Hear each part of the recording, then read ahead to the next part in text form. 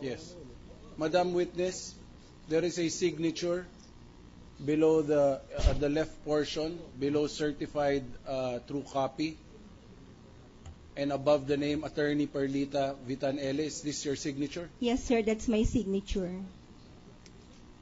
Madam Witness, did you also bring with you the pertinent portion of the notarial register of Notary Public Maynard P. Panela, showing the entry of these documents in his notarial book? Yes, sir, you mean the loose leaf? What document are we talking here? We are talking the special power or the deed of trust? Well, we are already talking about, Your Honor, the entry of the declaration of the deed of trust and the special power of attorney in the notarial register of the Notary Public, which is also in the possession of the clerk of court. Yes, these are two documents covered by two notarial acts. Yes, Your Honor. Yes. All right. And both documents, Your Honor, appear in one page of his notarial register. Okay. Do you have a copy of the notarial register? Yes, sir. I am showing to you the certified true copy of the notarial register. Is this the document which you claim that you have in your possession? Yes, sir. May we request, Your Honor, that the notarial register of the Notary Public who notarized the deed of trust and the special power of attorney be marked as our Exhibit 217. Mark it accordingly. What year is that notarial register? 2007, sir. 2007. Yes, sir. Madam Witness, The date, I'm sorry, Your Honor. the date of the inscription of the document? What do you mean, sir, date? The Declaration of Trust, March 16, 2007. The Special Power of Attorney, March 16, 2007. Both March 16. Yes, Your Honor. All right. May we request, Your Honor, that the portion read by the witness pertaining to the entries in the notarial register for the declaration of trust and the special power of attorney be bracketed and marked as our Exhibit 217A and 217B respectively. 1 and 2. Mark them accordingly. We have nothing further for this witness, Your Honor. Cross. Initial cross, Your Honor. All right. Madam Witness, I understand that being the Executive Clerk of Court, you are also in charge of the notarial section of the Regional Trial Court of Quezon City. Yes, sir. Now, based on your records, Madam Witness, when did the Regional Trial Court of Quezon City commission Attorney Maynard P. Panela as notary for Quezon City? I'm sorry, sir. I'm not aware when, but I have with me a certification issued by my Assistant Clerk of Court that at the time that of the execution of the document, the Notary Public is a commissioned Notary Public.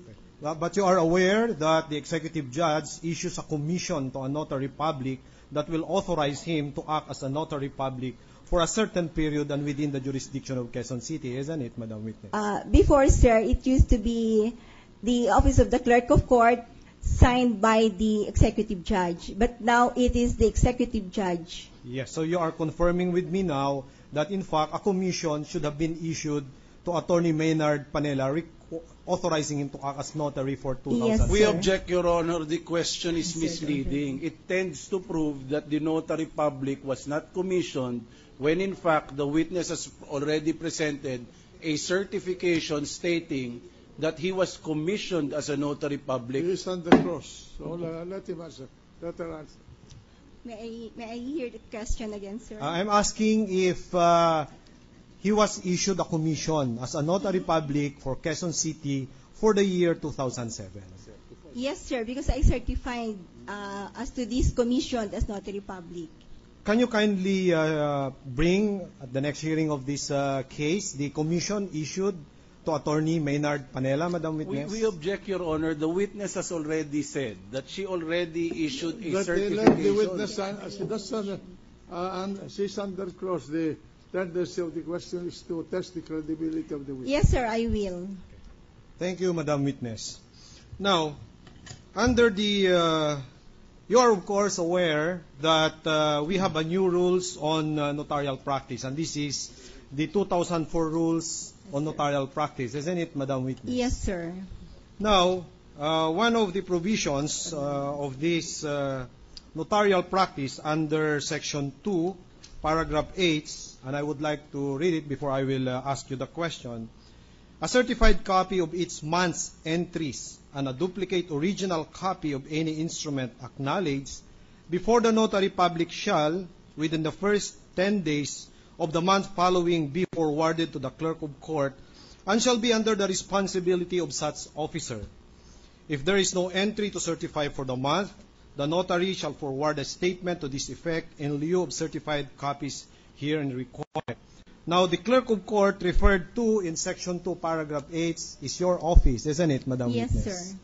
So it would be correct to say and confirm with me if it's submitted his monthly statements or reports to your office for the year 2007. 2007, sir. Yes, ma'am. So remember, our notarial rule on notarial rule was only in 2004.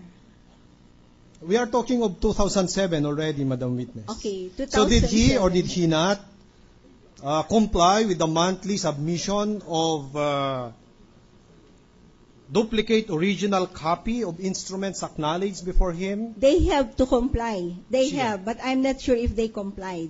Okay, can you kindly again review your records, Madam Witness, and tell us tomorrow whether he in fact submitted his monthly statements or monthly reports of the documents that he had acknowledged? Yes, sir. Yes, sir.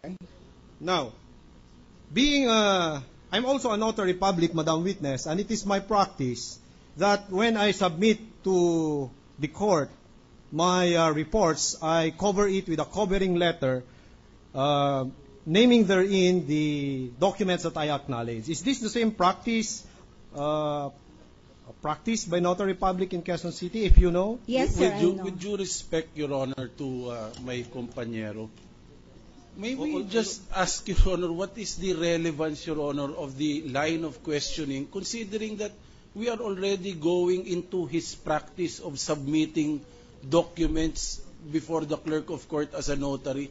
How would that be material, Your Honor? We are testing, Your Honor. That's a preliminary question. So proceed. So there was actually an answer already, Your Honor, and he said that that is a practice. So there are, in fact, covering letters when the notary public submits their reports. Yes, sir. And kindly bring, for the year 2007, the monthly reports as well as the covering letter, Madam Witness. Yes, sir, I will do that. With that, Your Honor, and with the request for additional documents, and we were only shown these documents today, they were not even pre-marked, Your Honor, by the defense. So may we defer further cross until the documents are produced tomorrow, Your Honor. All right. Cross-examination deferred until tomorrow afternoon at 2 o'clock when this witness is instructed to return with the documents requested. Thank you, Your Honor. Thank you, Your Honor. We will be calling our next witness, Your Honor. Proceed.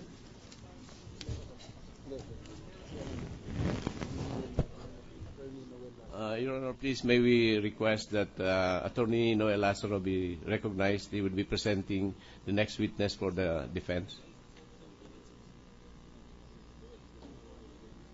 Yes, where is he? Magandang hapon po, galang-galang na Sir, Pangulo ng Senado at mga kasapi ng hukumang ito. testigo ninyo? May tumawag na po sa kanya, nandyan lang po siya sa kabilang Session kwarto. suspended Salamat po. for 1 minute.